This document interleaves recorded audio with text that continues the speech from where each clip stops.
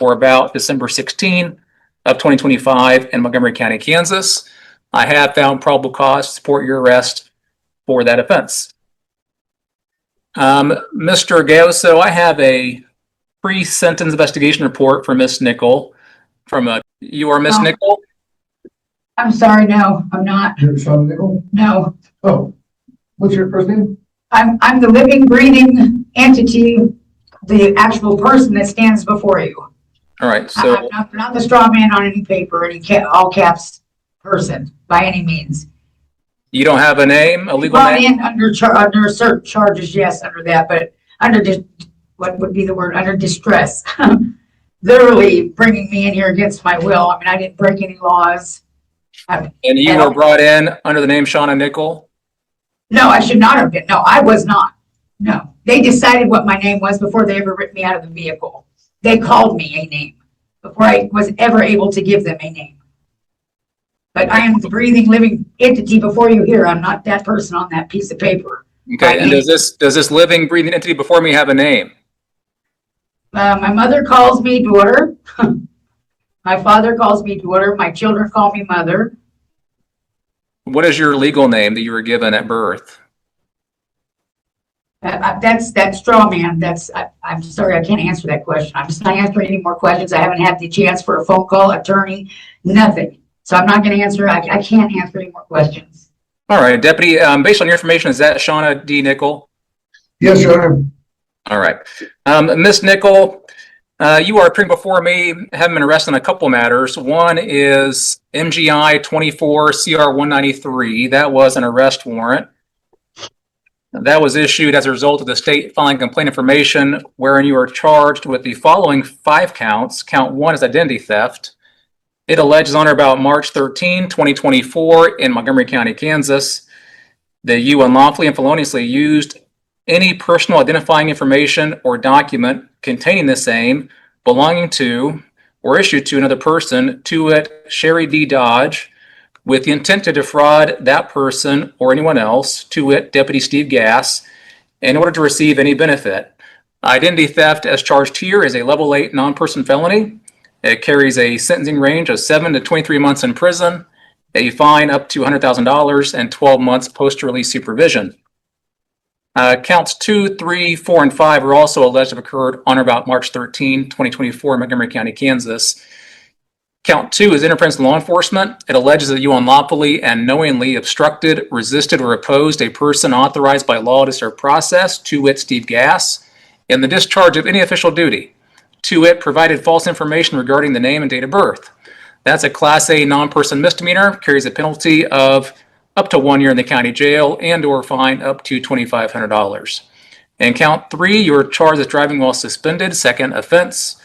It is alleged that you unlawfully operated a motor vehicle on a highway of this state at a time when your privilege to do so was canceled, suspended, or revoked, and that you had previously been convicted of a violation of this section or any ordinance of any city, resolution of any county, or a law of another state that prohibits the acts prohibited by those statutes.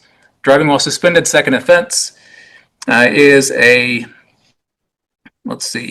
penalty of 5 days to a maximum of 12 months in jail, a minimum fine of $100 up to $2,500. In count 4, you are charged with no proof of insurance. It is alleged that you unlawfully operated a motor vehicle upon a highway or upon property open to use by the public and failed to display upon demand evidence of financial security to a law enforcement officer, having been lawfully requested to do so in accordance with provisions of the Automobile Injury Reparations Act. That's a Class B non-person misdemeanor, carries a penalty of up to 6 months in the county jail and or a minimum fine of $300 up to $1,000. And in count 5, you're charged with illegal registration. It is alleged that you unlawfully displayed or caused permitted to be displayed or had in your possession any registration receipt, certificate of title, registration license plate, registration decal, accessible parking placard, or accessible parking identification card, knowing this same to be fictitious or to have been canceled, revoked, suspended, or altered. That is an unclassified misdemeanor, carries a Right out of the gate, this is a classic courtroom clash. She's rejecting her legal identity entirely, which is often linked to sovereign citizen style arguments. But here's the reality. Courts operate on legal identity, not philosophical ones.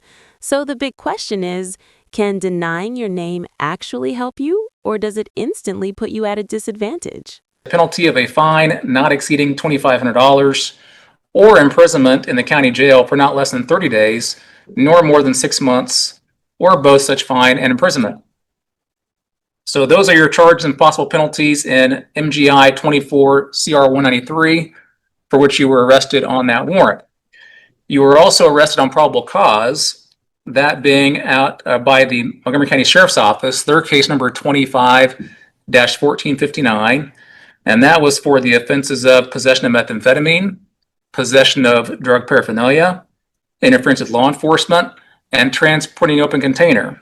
That occurring allegedly on or about December 16 of 2025 in Montgomery County, Kansas. I have found probable cause to support your arrest for that offense. Mr. Gaoso, I have a pre-sentence investigation report for Ms. Nickel from a 2014 case, 14 CR 153. At that time, she had a, criminal history score of H and had a number of traffic infractions, domestic battery, marijuana, disorderly conduct, some DUIs, things of that nature. Do you have any more recent criminal history for Ms. Nickel? I do not, Your Honor. And the arrest warrant that was issued for 24 CR 193, I included a cash surety bond of $5,000. I didn't require supervision for that, but in light of Ms. Nichols' remarks here this morning, I'm more concerned with her risk of flight. And so I'm inclined to modify the bond and to address a bond to cover this new case as well. So what is the state's bond recommendation? Your Honor, we would request a $7,500 cash or professional surety bond for both cases, and we would also request bond supervision. All right, so Ms. Nickel, your bond to cover both matters is going to be $7,500. Cash or professional surety with supervision. What that means is free to get out of jail. You either need to post $7,500 to the clerk of the court, or you can go through a bondsman. If you go through a bondsman, you pay them no less than 10% of that amount. That'd be $750. Could be more, but would not be less. The supervision component means if you do make that bond, you need to immediately report to court services upon your release from jail. They're located next door in the old Montgomery County Courthouse, the building immediately to the west of this one. Your failure to report to them upon your release from jail and anytime thereafter they direct would be a violation of your bond. It could result in being revoked and you find yourself back in custody. Any questions about that, Ms. Nickel? No. Do you intend on hiring your own attorney? Do you want the court to consider appointing you one? I'm not sure. Well, the devil's going to give you an application and affidavit. So in the event you decide you want the court to consider appointing you one, fill that paperwork out and return it. And if you qualify financially, I'll be more than happy to appoint you an attorney. But should you choose to hire your own, or if you don't qualify financially, then you'll have to do that as well. I would note you're to have no contact of any kind, direct or indirect, with Sherry Dodge, who is alleged non-law enforcement victim in 24 CR 193. And you're to have no contact of any kind, direct or indirect, with William Schuyler, to whom you were arrested with in the unfiled Montgomery County Sheriff's Office case. If you're to have contact with either of those individuals, directly or indirectly, in any way, shape, or form, that would be a violation of your bond, and it could result in being revoked, and you find yourself back in jail. Any questions about that? No. All right. Your next court date, and I showed this,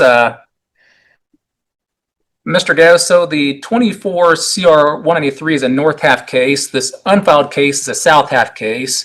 So when would you like these put on the docket, on north or south half? Your Honor, if you don't mind, just because I believe that you are the assigned judge for the 24 CR 193 case. I am, correct. I don't have an issue in just both cases being assigned to the south half case, if that is okay with the court. All right. So the next court date in Just so there's no confusion for you, Miss Nickel. Let's see. There's no court next Thursday.